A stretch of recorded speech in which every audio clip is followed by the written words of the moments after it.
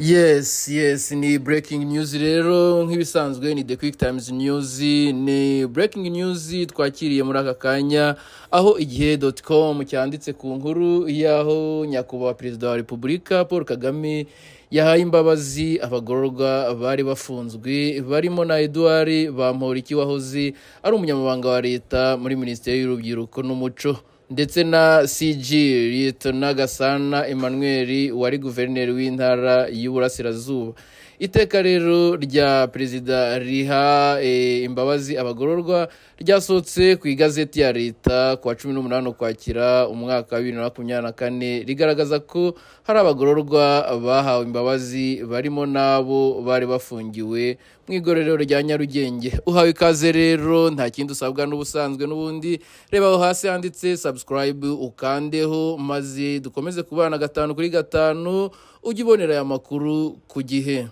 Ni The Quick Times rero n'ubundi nk'ibisanzwe kuri uyu wa 23 Mutarama 2023 nibwo urukiko rukuru rwongereye ibihano byari byahawe Bamporiki Edouard wari umunyamabanga wa leta muri Minisiteri y'Urubyiruko n'Umuco by'imyaka 4, rutegeka ko afunga imyaka 5 akanatanga n'izahabu ya miliyoni 30 z'amafaranga y'u Rwanda. Icyo gihe rero Bamporiki yari yahamijwe ibyaha birimo kwihesha ikintu cy'undi hakoreshejwe uburiganya no gukoresha mu nyungu ze bwite ububasha ahabwa n'itegeko. Hashingiwe rero ku mafaranga yahawe n'umushoramari Gatera Norbert mu iburanisha ryo mu rukiko rwisumbuye rwa Nyarugenge. Kuri Gasana Emmanuel urukiko rwisumbuye rwa Nyagatare rwakatiye CG Lieutenant Gasana Emmanuel gufungwa imyaka 3 n'amezi 6 n'ihazabu ya miliyoni 36 z'amafaranga y'u Rwanda. Ni nyuma rero yo kumuhamya icyaha cyo gukoresha ububasha ahabwa n'amategeko mu nyungu ze bwite. Abahawe imbabazi bose barasabwa kubahiriza ibintu bitandukanye birimo no kwiyereka umushinjacyaha wo ku rwego rw'ibanze rw'aho aba, aho ubushinjacyaha bukorera, no kumenyesha umudugudu, akagari, umurenge n'akarere byaho aba.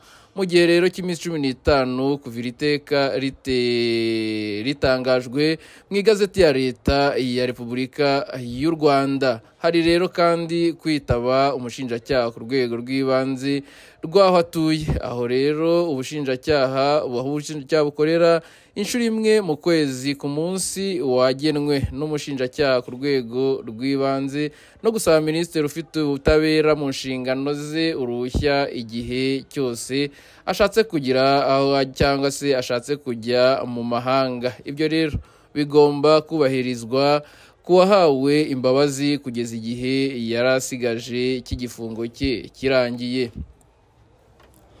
Iyo bitubahirijwe rero hakorwa iki? Iyo bitubahirijwe hari ubwo uwahawe imbabazi ashobora kuzamburwa iteka rikomeza rigira riti imbabazi za perezida zishobora kwamburwa uwazihawe bitewe n'imwe mu mpamvu zikurikira: akatiwe kubera ikindi cyaha mu rubanza rwabaye ndakuka, atubahirije kimwe mu byategetswe muri iri teka.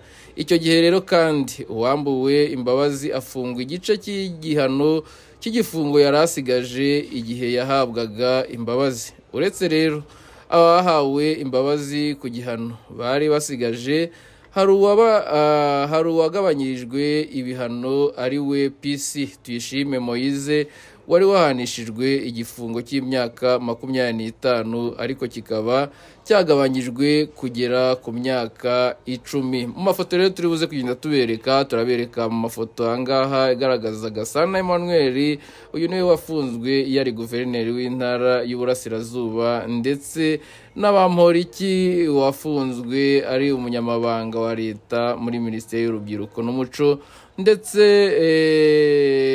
ni mu makuru n'ubundi aza gukurikiraho tuza kugenda tubakurikiranira iby'iyi nkuru 5 kuri 5. Nta kindi usabwa rero uretse kureba hasi handitse subscribe ugakandaho maze tugakomeza kubana 5 ndetse kuri 5 umunsi ku wundi.